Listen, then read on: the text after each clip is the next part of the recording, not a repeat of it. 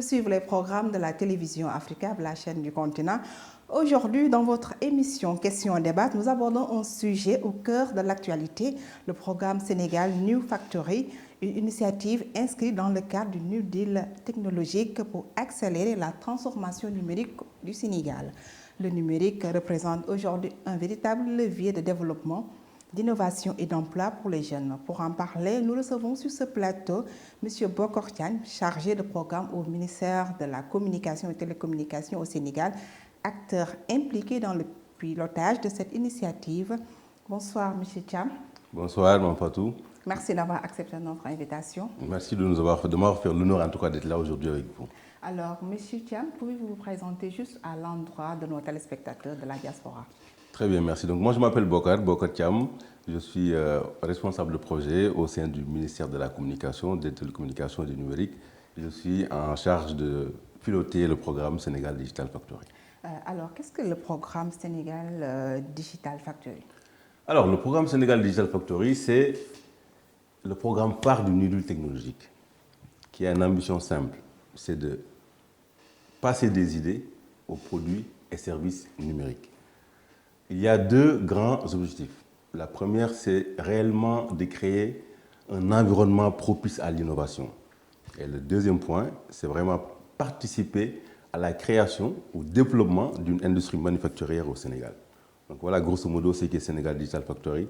Et ça va concerner la mise en place pour l'écosystème numérique d'infrastructures numériques. Quand on parle d'infrastructures, on peut parler de supercalculateurs, de data centers, de Fab Lab, de centres d'innovation, donc d'incubation.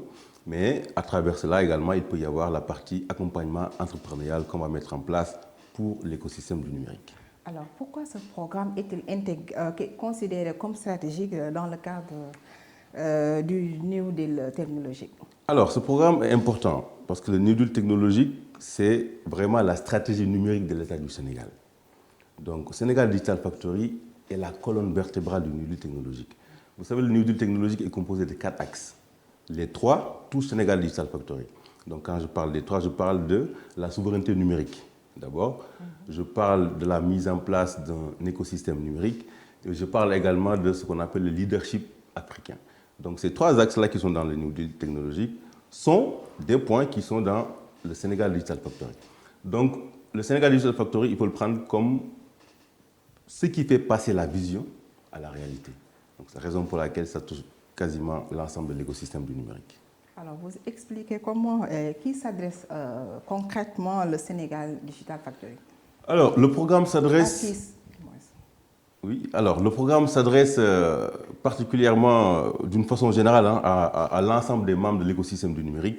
Donc, on peut parler par exemple des jeunes, on peut parler des entrepreneurs, on peut parler des PME, on peut parler des startups, c'est un point extrêmement important, mais pas uniquement. Quand je parle de start-up, par exemple, vous pouvez avoir une start-up qui a des idées, mais ont des problèmes de financement ou d'accompagnement pour développer ces idées-là.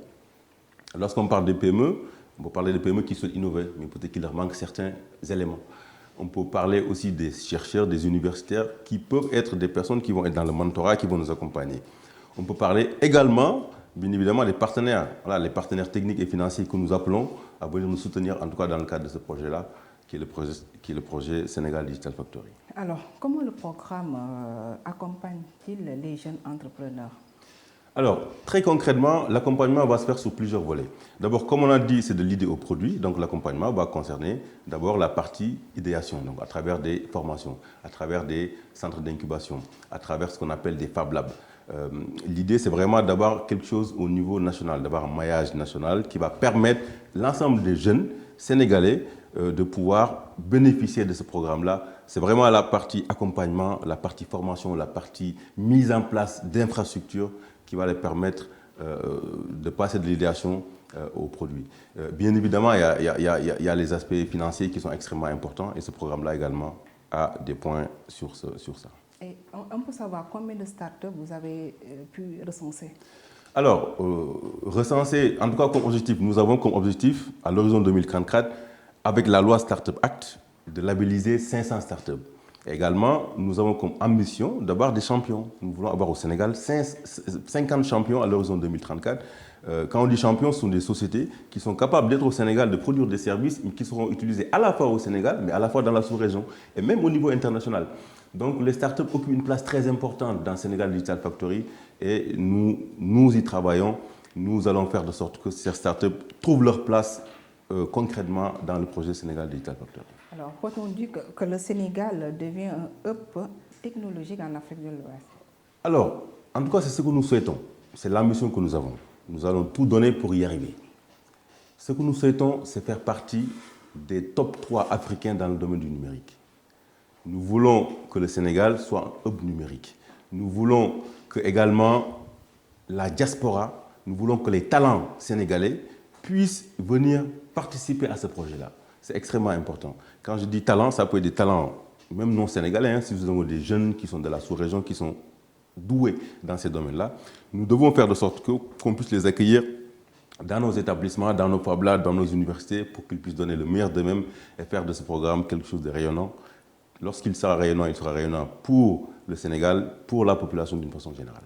Alors ça veut dire que le New Delhi n'est pas tout simplement destiné aux Sénégalais? Non, le New Deal technologique, alors, bien sûr, c'est un programme national, donc bien évidemment porté par le gouvernement du Sénégal, mais pas seulement destiné aux Sénégalais. C'est-à-dire que les produits et services qui découleront du New Deal, nous, notre ambition, c'est de faire que ces produits-là puissent sortir du pays. Pas seulement rester au Sénégal, mais aller dans la sous-région, aller ailleurs, qu'on puisse, de la même façon qu'on puisse avoir un téléphone portable qui est fabriqué dans un autre pays, de cette même façon-là qu'on puisse avoir un téléphone portable lorsqu'on est dans un autre pays, made in Sénégal, avoir des centres d'assemblage, avoir une industrie numérique costaud. Voilà, c'est vraiment ça notre ambition. Vous savez, il y a des initiatives qui sont faites. Sénégal Digital Factory est un programme qui a beaucoup d'ambition. On peut en citer 4. C'est-à-dire, ce qu'on souhaite mettre en place avec ce programme-là, au-delà de l'aspect infrastructure numérique qu'on souhaite mettre à disposition de la population, il y a l'aspect qui concerne l'industrie manufacturière. Le troisième aspect, c'est la partie qui va concerner la mutualisation des forces. Il y a beaucoup d'initiatives qui sont de part et d'autre. L'idée maintenant, c'est de tout concentrer derrière une bannière nationale, de sorte que ce qu'on va faire ensemble, ça va être encore beaucoup plus costaud, beaucoup plus fort. Le dernier point, ça va être l'intelligence artificielle. C'est un sujet dont on parle beaucoup. On en parle dans les médias, c'est vraiment un sujet d'actualité. Mais actuellement, on a un déficit, par exemple, sur le cadre de gouvernance. Qu'est-ce qui donne le droit à quelqu'un maintenant d'utiliser des choses qui sont liées à l'intelligence artificielle au Sénégal? Il n'y a pas encore un cadre défini. Il y a une loi de 2008 sur les données personnelles, mais elle ne couvre pas, on va dire, ce spectre-là. Donc l'idée d'avoir une gouvernance, d'avoir des règles bien définies, un cadre concerté en tout cas, permettra d'avoir des avancées et permettra aux jeunes qui souhaitent sortir des choses dans l'intelligence artificielle de pouvoir le faire tout en respectant les normes établies, les règles établies, soit au niveau national, au niveau sous-régional ou bien au niveau international. Alors, M. Thiam, quel secteur selon vous offre aujourd'hui le plus d'opportunités dans le numérique? Alors, il y a une large spectre vraiment de possibilités lorsqu'on est dans le domaine du numérique. Vous pouvez avoir par exemple le domaine de la santé. Donc, par exemple, la télémédecine, c'est un domaine qui peut toucher, dans lequel qui est très important. Vous pouvez avoir le domaine de l'agritech. L'agritech, c'est-à-dire que voilà, si vous avez des solutions, si vous avez des champs et que vous avez la possibilité de vouloir, on va dire, rationaliser les coûts, il peut y avoir des objets connectés qu'on appelle des objets IoT qui permettent de faire de sorte que la production soit beaucoup plus, on va dire, intelligente, faite d'une façon beaucoup plus intelligente avec la rentabilité qu'il faut. Donc ça, c'est important. Mais votre secteur également est concerné, le secteur des médias, d'accord? Les e-médias. Vous avez maintenant des créateurs de contenu qui sont souvent dans les réseaux sociaux, mais actuellement, voilà, qu'est-ce qui fait qu'ils ont peut-être du mal à gagner leur vie avec cette économie-là? L'idée du Sénégal Digital Factory, vraiment, c'est aussi d'arriver à ça, de faire de sorte que les gens qui sont dans ce domaine-là, dans ce métier-là, puissent vivre de leur métier. Voilà, donc voilà, grosso modo, les domaines, sans oublier bien évidemment, le point que j'ai évoqué tout à l'heure, qui est l'intelligence artificielle, qui est un domaine transversal extrêmement important et sur lequel nous devons vraiment être à jour parce que c'est ce qui est en train de se faire maintenant dans le monde. Alors, au Sénégal, on parle souvent du taux de chômage qui a flambé. Alors, le numérique peut-il réellement contribuer à réduire le chômage des jeunes? Absolument, absolument. Parce que dans les économies modernes, d'une façon générale, le numérique occupe une place extrêmement importante dans les économies modernes. Le New Deal ambitionne de créer 150 000 emplois directs et 200 000 emplois indirects à l'horizon 2034. Le New Deal envisage de faire passer le PIB dans le numérique à 15%. Le New Deal également envisage de connecter 95% des Sénégalais. Nous savons que nous avons une population jeune. Nous savons que nous avons une population dynamique, ambitieuse, et maintenant c'est à nous de faire de sorte qu'ils soient davantage formés dans ces métiers-là, et nous allons y travailler. Est-ce que le Sénégal dispose aujourd'hui des ressources humaines suffisantes pour réussir sa transformation numérique? Alors, je disais ça tout à l'heure, nous avons la chance quand même d'être dans un pays où on est un pays jeune. On est un pays jeune. On est un pays où l'âge médian est de 19 ans. Avec la moitié de la population a moins de 19 ans, l'autre moitié a plus de 19 ans. 75% de la population a moins de 35 ans. C'est une chance, c'est un atout extraordinaire. C'est un vivier sur lequel nous allons puiser pour pouvoir accompagner en tout cas cette transformation numérique que nous sommes en train de mettre en place.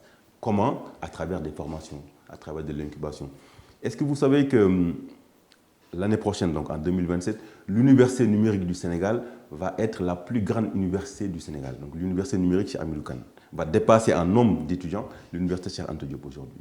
Donc c'est extrêmement important de se dire que dans un an, on y est quasiment, on est en 2027, il ne reste pas beaucoup de mois. Donc dans un an, le Sénégal va avoir comme première université nationale l'université numérique. Donc c'est un vivier numérique dans lequel nous avons travailler, nous avons faire de sorte d'avoir un accompagnement qu'il faut pour ces jeunes qui y sont. D'ailleurs, il y a quelques instants, nous étions en réunion avec Force N, qui est voilà, un organe en tout cas de l'Université numérique du Sénégal, qui a des Fab Labs, qui les développe, qui est un acteur important. Et notre but, notre travail, nous, en tant que membres du programme Sénégal Digital Factory, c'est de mutualiser toutes ces forces-là et d'essayer d'aller vers l'avant.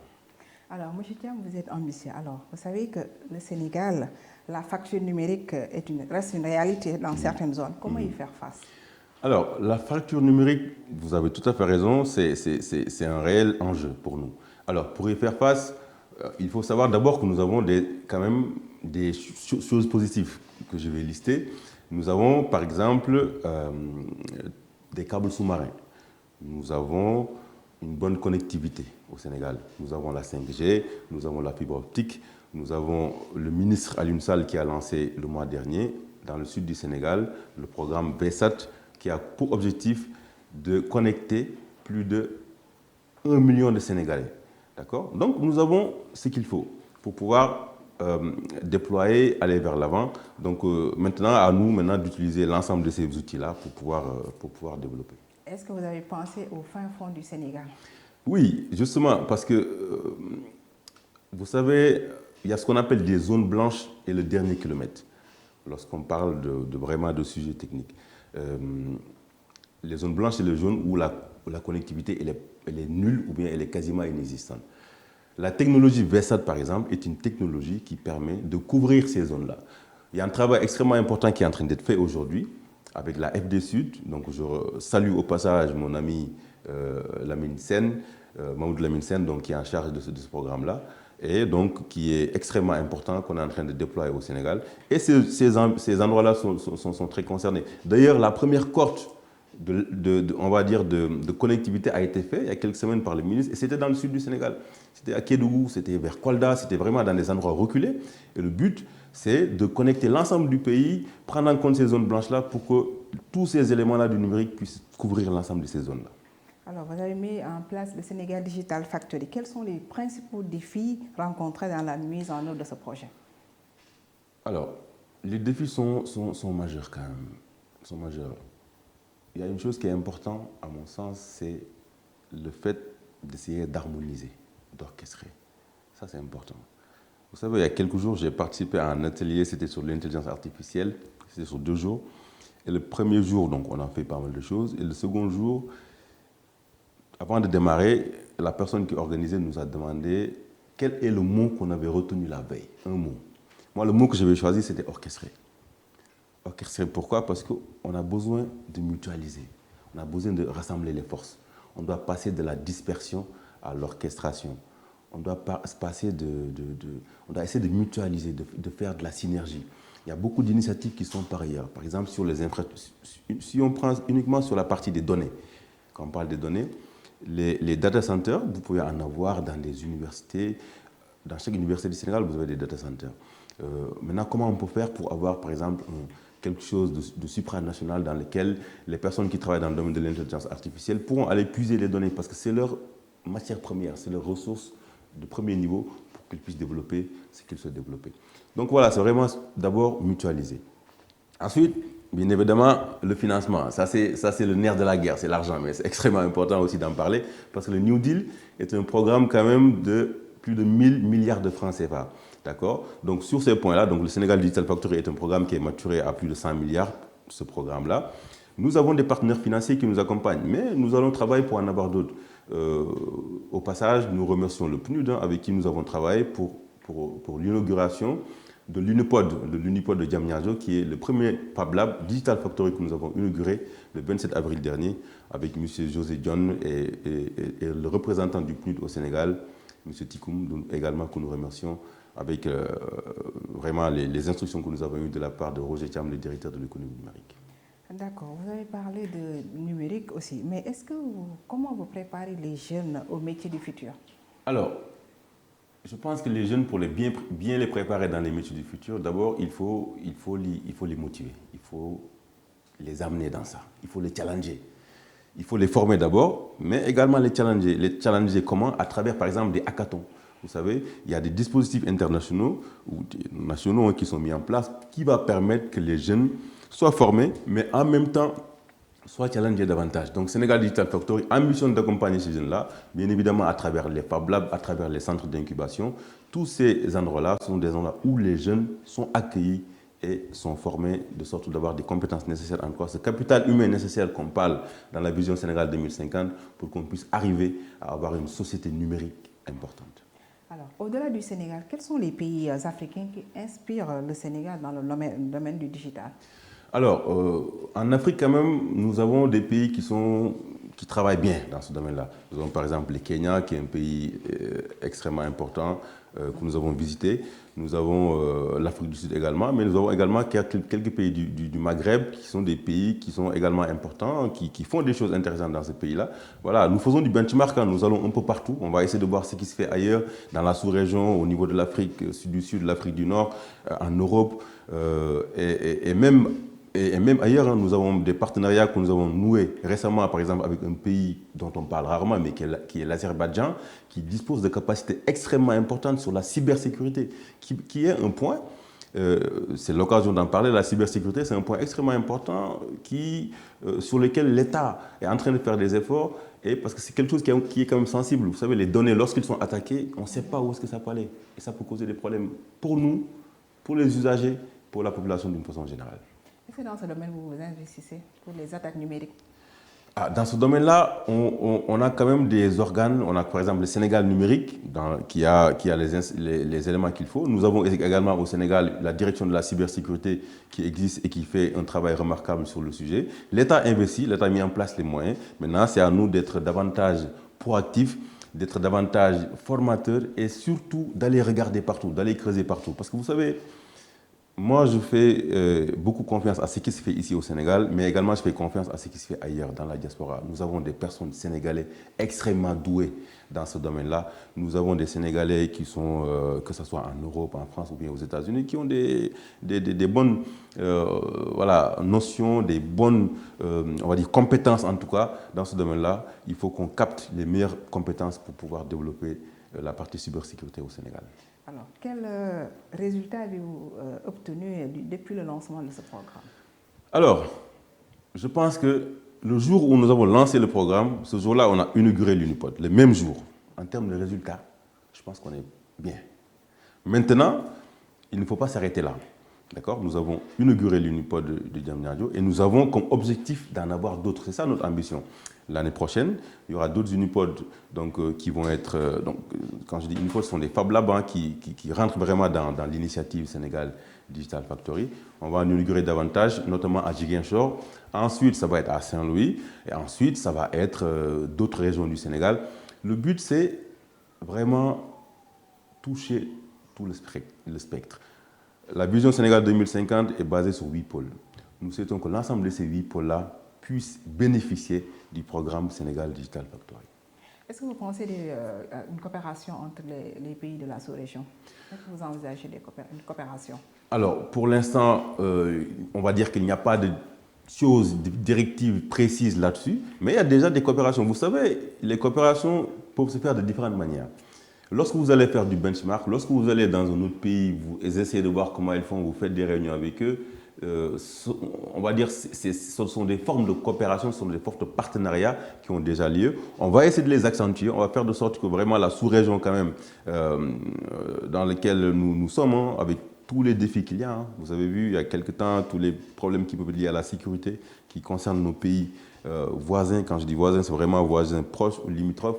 Donc voilà, nous souhaitons réellement que toutes ces problématiques-là soient prises en compte et que la coopération soit également importante avec nos pays. Quelle est votre vision du Sénégal numérique dans les prochaines années à venir? Nous avons réellement comme ambition de faire du Sénégal un hub technologique. Nous souhaitons que le Sénégal, à l'horizon 2034, soit une société numérique où 95% de la population vont disposer de l'identité numérique. Nous souhaitons réellement que les services numériques soient utilisés au Sénégal. Nous souhaitons également que, lorsqu'on utilise le numérique, que ça ne soit pas cher, que ça soit accessible. Tout à l'heure, vous avez parlé de la fracture numérique. C'est un point qu'on aurait pu aborder, le coût. On va mettre en place des dispositifs pour que le coût soit abordable. Mais le plus important, c'est que vraiment le Sénégal soit un hub, le Sénégal soit un domaine numérique où le PIB dans le domaine du numérique va atteindre les 15% dans le cadre du PIB national. Le numérique est cher au Sénégal, la fracture numérique c'est trop cher. Tout dépend de ce que vous appelez le numérique est cher, mais vous avez raison. De temps en temps, sur les réseaux sociaux, on voit des gens se plaindre des coûts qui peuvent être importants de connexion. Mais voilà, l'État est en train de travailler. L'État est en train de travailler sur le sujet. Nous avons des dispositifs qu'on amène au Sénégal. Par exemple, la connectivité VSAT, c'est quelque chose qui est nouveau, qui n'était pas là il y a quelques années. Ça permet d'avoir un Internet à un très bon débit dans des zones reculées des endroits du Sénégal. On va continuer de travailler, on va améliorer l'infrastructure réseau au niveau national, avec des backbones qui vont être améliorés partout. Et le but aussi, c'est d'arriver à ça, de baisser les factures pour que les Sénégalais puissent utiliser correctement le numérique dans les meilleures conditions. D'accord. M. Thiam, un message à l'endroit de nos téléspectateurs de la diaspora. Alors, d'abord, moi, je les salue. Ce sont des gens envers qui j'ai beaucoup de respect. Parce que, vous savez, quitter son pays et aller vivre à l'étranger, ce n'est pas chose facile. Moi, je vous parle de ça parce que je suis également quelqu'un qui a été dans la diaspora. Le message que j'ai à leur adresser, c'est vraiment leur dire que moi, je leur souhaite beaucoup de courage dans les activités qu'ils font. Je souhaite réellement qu'ils soient acteurs du développement de leur pays. Tout à l'heure, dans mon message, j'ai parlé de la diaspora lorsque je parlais de la cybersécurité, mais je vous parlais d'autres domaines. Nous avons des talents. La diaspora regorge de talents. Ce sont des gens dont nous avons besoin. Et je profite de ce temps que vous me donnez pour passer aussi le bonjour à mes amis qui sont à France, à Nantes, notamment à Paris. Et voilà, je leur dis vraiment, nous on les attend. Toutes les bonnes idées sont bienvenues pour accompagner ce programme-là et pour accompagner tout simplement la mise en place de ces politiques publiques-là que l'État du Sénégal souhaite déployer pour la population. Donc je salue également, je ne sais pas si vous me donnez l'occasion également de saluer ma famille qui est du côté de Wurosogi, mes parents Halpulaar, donc Salminion.